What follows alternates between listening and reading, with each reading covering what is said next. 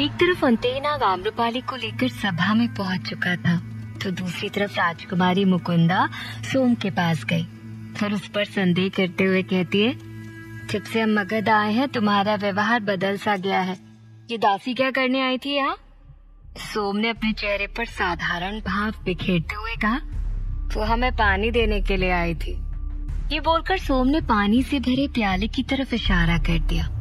उसे देख राजकुमारी मुकुंदा ने तपाक से कहा, यदि वो तुम्हें यहाँ पानी देने के लिए आई थी तो फिर द्वार क्यों बंद था?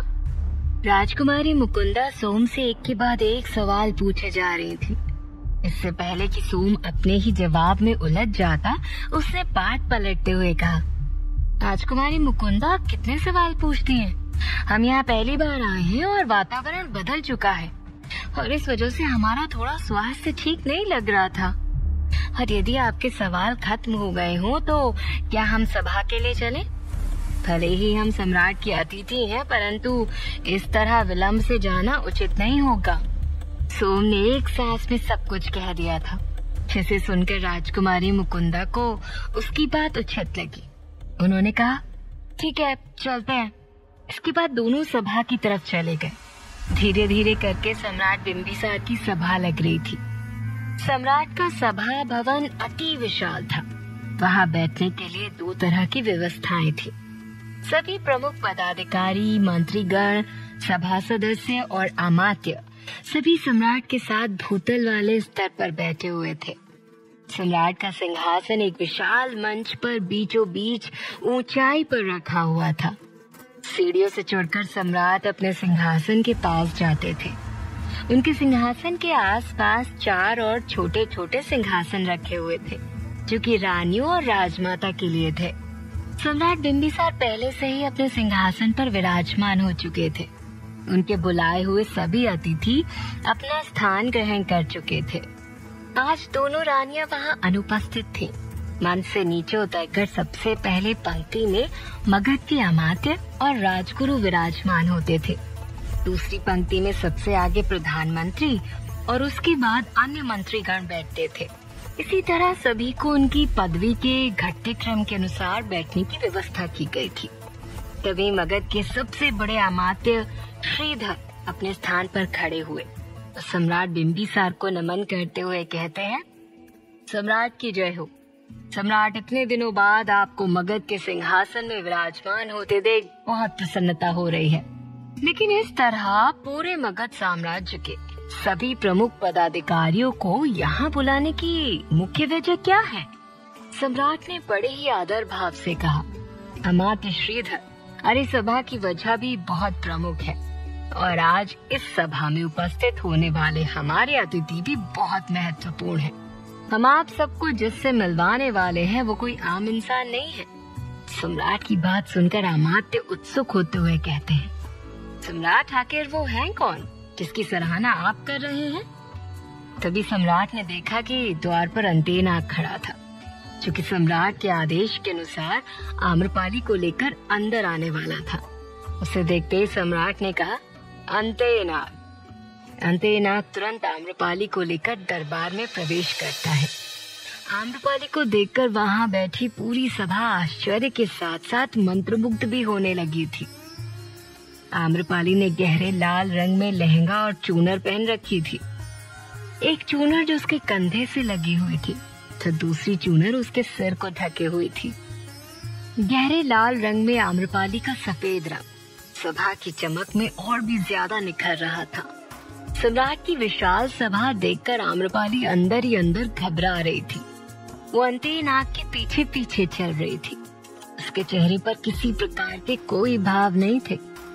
अंतेनाग आम्रपाली को लेकर सम्राट के मंच तक गया और वहीं सम्राट से करीब 5 आसन से दूर जाकर रुक गया और आम्रपाली को एक विशेष आसन पर विराजमान होने का कहकर वहीं किनारे जाकर सेनापति की भांति खड़ा हो गया।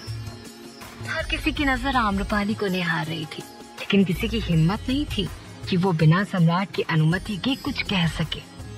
सम्राट बिंबिसार के चेहरे पर आम्रपाली को देखकर एक अलग ही मुस्कान थी। उन्होंने उसकी तरफ इशारा करते हुए पूरी सभा को संबोधित करते हुए कहा, इनसे मिलिए, ये है आम्रपाली। वो न सिर्फ इस सभा की बल्कि पूरे मगध साम्राज्य की सबसे महत्वपूर्ण अतिथि हैं। आम्रपाली का नाम सुनते ही सबकी आंखें आश्चर्य से बड़ी हो गईं और मुंह खुला का खुला रह गया। वहां बैठे प्रधानमंत्री ने हिम्मत करते हुए कहा, वैशाली की प्रसिद्ध गणिका आम्रपाली। गणिका शब्द सुनते ही आम्रपाली ने प्रधानमंत्री की तरफ देखा। सम्राट तुरंत उनकी बात को वहीं बीच में काटते हुए ऊंचे स्वर में कहते हैं, प्रधानमंत्री जी, संभल कर शब्दों का प्रयोग कीजिए। आम्रपाली कोई गणिका नहीं है, हम इन्हें यहाँ सम्मान पूर्वक लेकर आए हैं, इसलिए आप सभी को बता देना चाहते हैं कि आज के बाद दोबारा कभी भी इन शब्दों का प्रयोग आम्रपाली के प्रति नहीं किया जाएगा। लेकिन आम्रपाली की आंखें डबडबाई हुई थी, क्योंकि उस सभा में जाने अनजाने में उसे उसकी जगह दिखा दी गई थी। लेकिन अमात्य श्रीधर, जो कि ठीक आम्रपाली के सामने बैठे हुए थे, उसकी सुंदरता में इस तरह डूबे हुए थे कि उनकी नजरें उससे हटने का नाम ही नहीं ले रही थी। आम्रपाली के चेहरे के भाव फीके से लग रहे थे, लेकिन अमात्य श्रीधर को उससे मतलब ही नहीं था। उनकी तो आम्रपाली की देह पर नजर थी। सोम और राजकुमारी मुकुंदा भी चुपचाप सभा में प्रवेश कर सबसे पीछे लगे आसन में, जहां अन्य अतिथियों के बैठने की व्यवस्था थी, वहीं जाकर बैठ गए। तब सम्राट ने एक बार सिर्फ घोषणा करते हुए पूरी सभा से कहा, और आप सबको यहाँ बुलाने की वजह भी आम्रपाली ही है। हमें आप सबको ये बताने में प्रसन्नता हो रही है कि आज से और अब से आम्रपाली मगध का हिस्सा है और यही राजमहल में उनका निवास रहेगा। हमें उम्मीद है एक परिवार की तरह आप सभी उनके साथ व्यवहार करेंगे। सम्राट के निर्णय को सुनकर हर कोई चुप था। किसी के मुख में कहने के लिए कुछ भी नहीं था, क्योंकि सबके मन में सिर्फ एक ही प्रश्न था, आखिर सम्राट आम्रपाली को राजमहल में क्यों रख रहे हैं? क्या संबंध है उनका और आम्रपाली का? लेकिन कोई भी ये सवाल उनसे कर नहीं सकता था। परंतु अमात्य श्रीधर इस बात से कुछ ज्यादा ही प्रसन्न लग रहे थे। पूरी सभा में एकमात्र वही व्यक्ति थे जो सम्राट के निर्णय का प्रत्युत्तर देते हुए कहते हैं, सम्राट, देवी आम्रपाली के चरण मगध में पड़ने से ये पूरा मगध धन्य हो गया। निश्चिंत रहिए आप, देवी आम्रपाली के ऊपर बिल्कुल भी आंच नहीं आएगी। ऐसा कहते हुए अमात्य ने एक बार फिर आम्रपाली के चेहरे की तरफ देखा। आम्रपाली अमात्य की तरफ अनजान नजरों से देख रही थी, लेकिन अमात्य की नजरें आम्रपाली की आंखों पर नहीं बल्कि उसके होठों पर थी। अमात्य को इस तरह से देख आम्रपाली का हृदय अंदर से कांप गया। उसने तुरंत अपना चेहरा सम्राट की तरफ फेर लिया। उसके बाद सम्राट सबसे बातें करने लगे, लेकिन आम्रपाली जब जब अमात्य की तरफ देखती वो उसे घूर रहे होते। आम्रपाली को अब असहज महसूस हो रहा था। वो अपनी जगह पर खड़ी हुई और सम्राट से कहती है, क्षमा कीजिएगा सम्राट बिंबिसार जी, परंतु हमारा स्वास्थ्य ठीक नहीं है, हमें अभी जाना होगा। ये बोलकर आम्रपाली वहाँ से निकल गई। आम्रपाली को बेचैन देख सम्राट को कुछ ठीक नहीं लगा। उन्होंने अपनी सभा वहीं समाप्त कर दी और अंतेनाग से कहा, क्या हुआ आम्रपाली को? तो अंतेनाग ने कहा, पता नहीं सम्राट, थोड़ी देर पहले तो ठीक थी, हम अभी उनसे मिलकर आते हैं। इतना कहकर सम्राट तुरंत सभा से निकलकर आम्रपाली के पीछे पीछे चले गए। लेकिन अमात्य आम्रपाली को देखकर बहुत ही खुश नजर आ रहे थे। उन्होंने कहा, अब तो मगध में रहने का आनंद और भी बढ़ जाएगा। आम्रपाली तेजी से अपने कक्ष की तरफ जा रही थी। वो अपने कक्ष का द्वार बंद करने ही वाली थी कि तभी सम्राट ने अपने हाथों से उसे रोक लिया और अंदर की तरफ आ गए। आम्रपाली की आंखें भरी हुई थी। उसे देख सम्राट चिंतित हो गए। उन्होंने व्याकुल होते हुए आम्रपाली से पूछा, क्या हुआ आम्रपाली, आप रो क्यों रही हैं? यदि आपकी तबीयत बहुत ज्यादा खराब है तो हम अभी अपने प्रसिद्ध राजवैद्य जीवक को बुलवाते हैं। आम्रपाली ने तुरंत सम्राट से अपना चेहरा फेर लिया और कहा, हम ठीक हैं सम्राट बिंबिसार जी, बस इतने सम्मान की आदत नहीं है हमें। आम्रपाली ने अमात्य वाली बात छुपा ली थी और वो कहती भी क्या। अमात्य की नजरों को देख उनके मन के भाव का पता लगा पाना असंभव है। सम्राट आम्रपाली के सामने आकर खड़े होते हुए उसके दोनों हथेलियों को अपनी हथेली में लेते हुए प्रेम पूर्वक कहते हैं, नहीं आम्रपाली, आपको इतना सोचने की आवश्यकता नहीं है। आप इस सम्मान की हकदार हैं। भूल जाइए कि आप कभी नगरवधू थी। अपना अतीत आपने वहीं छोड़ दिया है।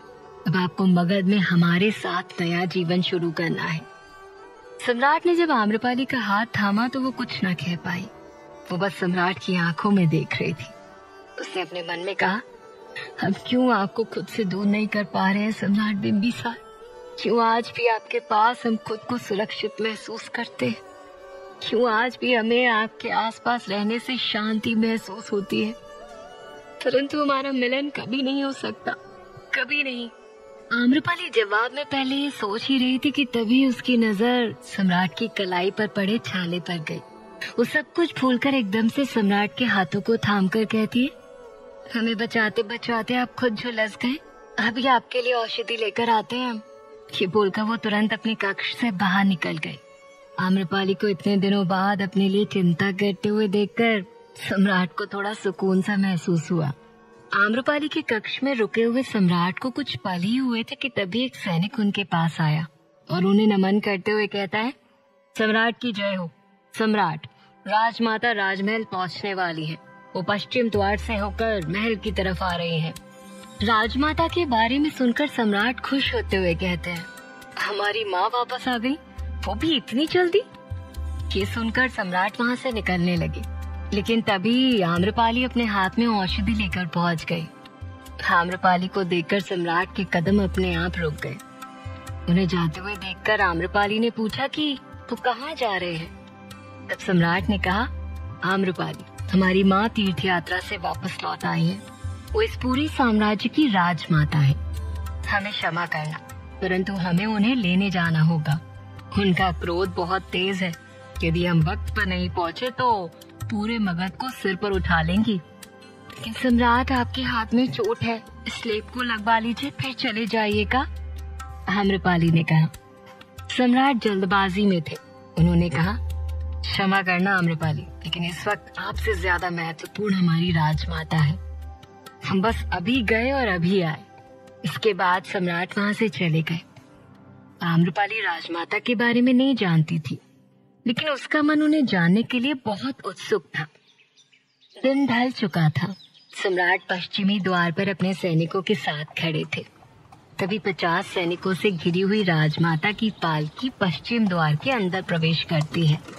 उनकी पालकी को देखकर सम्राट के चेहरे पर वात्सल्य से भरी मुस्कान बिखर गई। पालकी उनके बिल्कुल सामने आकर रुकी। तभी उससे एक अधेड़ उम्र की औरत बाहर आई, जिसके पूरे बाल सफेद थे, लेकिन व्यवस्थित बंधे हुए थे। एक भी बाल इधर से उधर नहीं था। उस औरत की भौहें भी पूरी तरह से सफेद हो चुकी थी। उनकी थकी हुई आंखें और बाल ही थे जो उनकी उम्र के बारे में बता रहे थे।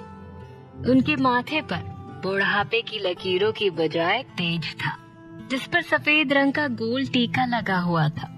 उनका पूरा चेहरा चमक रहा था। उस औरत ने सफेद और सुनहरे रंग की साड़ी पहनी थी। उनके दोनों कान में एक एक सफेद मोती के कुंडल थे। इसके अलावा उनके गले और हाथ में भी सफेद मोती की माला और कड़ा था। वो किसी राजसी साध्वी की तरह प्रतीत हो रही थी। उनकी आंखें उनके रूखे कड़कपन व्यवहार का संकेत दे रही थी। उन्हें देखकर सम्राट ने उनके पैर छूकर उन्हें प्रणाम किया और कहा, बड़ी माँ, आप वापस आ रही हैं, इसका संदेश भिजवाया क्यों नहीं? सामने खड़ी औरत कोई और नहीं बल्कि मगध की राजमाता थी, लेकिन सम्राट बिंबिसार की वास्तविक माँ नहीं, बल्कि उनके पिता के बड़े भाई की धर्मपत्नी थी। सम्राट उन्हें बड़ी माँ कहते थे। बचपन से उन्होंने सम्राट को पाला था, इसलिए सम्राट ने उन्हें मगध की राजमाता घोषित कर दिया था। राजमाता ने बड़े प्रेम से सम्राट के सिर पर हाथ रखा और आशीर्वाद देते हुए कहा, पुत्र बिंबिसार, हमें वैशाली के साथ युद्ध की खबर मिली थी। भला इस स्थिति में हम तीर्थ यात्रा कैसे कर सकते थे? इसलिए हमने अपना निर्णय बदल दिया और वापस आ गए। वैसे हमने अपना संदेश भिजवाया था। लगता है तुम्हारी दोनों रानियों ने तुम्हें इस बारे में बताना उचित नहीं समझा। राजमाता की बातों से तो झलक रहा था कि वो दोनों रानियों से नाराज है, लेकिन सम्राट ने अपनी बातों से उनकी नाराजगी को खत्म करते हुए कहा, बड़ी माँ, आप हमारे साथ राजमहल चलिए। आप आपके लिए एक उपहार है जो हम वैशाली से लेकर आए हैं। उपहार? कैसा उपहार पुत्र? कहीं इस बार फिर से आपने युद्ध के बहाने किसी राजकुमारी से विवाह तो नहीं कर लिया? राजमाता ने सम्राट को ताना मारा था, लेकिन सम्राट ने कहा, नहीं बड़ी माँ, इस बार किसी युद्ध नीति को हमने विवाह नीति में नहीं बदला, बल्कि उसे लेकर आए हैं जिससे विवाह करने का निर्णय हमने नहीं, हमारे हृदय ने लिया है। सम्राट की बातें सुनकर राजमाता की त्योरियां चढ़ गईं। वो रूखे स्वर में कहती हैं, विवाह तो करना चाहते हो बिंबिसार, लेकिन सोच समझ कर करना। अब तक जितने भी विवाह किए हैं सब तुम्हारे लिए रास्ते का कांटा ही बनी है। आम्रपाली से मिलकर कैसा होगा राजमाता का व्यवहार, या एक बार फिर अपने नगरवधू होने के कलंक का सामना आम्रपाली को करना पड़ेगा। जानने के लिए सुनते रहिए।